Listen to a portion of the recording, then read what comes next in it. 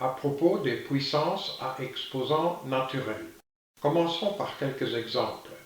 2 exposant 3, c'est défini par 2 fois 2 fois 2, donc ça fait 8. Le nombre moins 3 exposant 5, c'est défini par moins 3 fois moins 3, etc. 5 fois, c'est-à-dire c'est moins 243.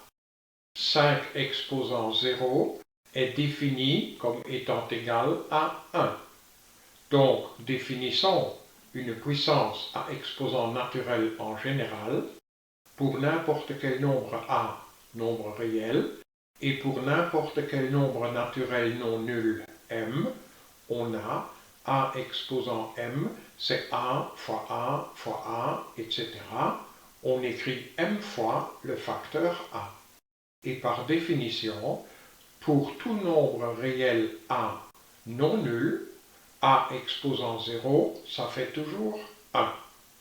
Regardons quelques propriétés de ces puissances à exposant naturel, mais d'abord, on va voir des exemples.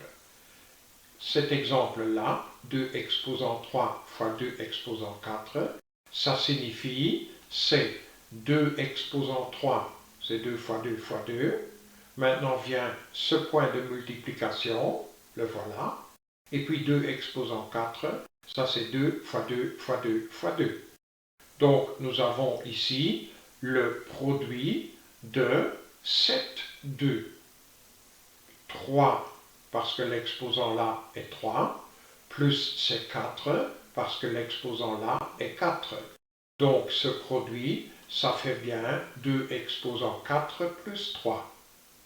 On peut de suite généraliser cet exemple en cette propriété-ci pour n'importe quel nombre réel A et pour n'importe quel nombre naturel non nul M et N, on a exposant M fois A exposant N, c'est A exposant M plus N.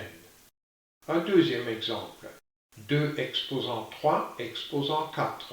Ce exposant 4 signifie qu'on multiplie le 2 exposant 3 4 fois par lui-même, comme ceci. Et maintenant, nous écrivons ce que signifie 2 exposant 3, là, là, là et là. Nous avons ainsi 4 paquets de 3, 2. Donc, combien de fois avons-nous ce 2?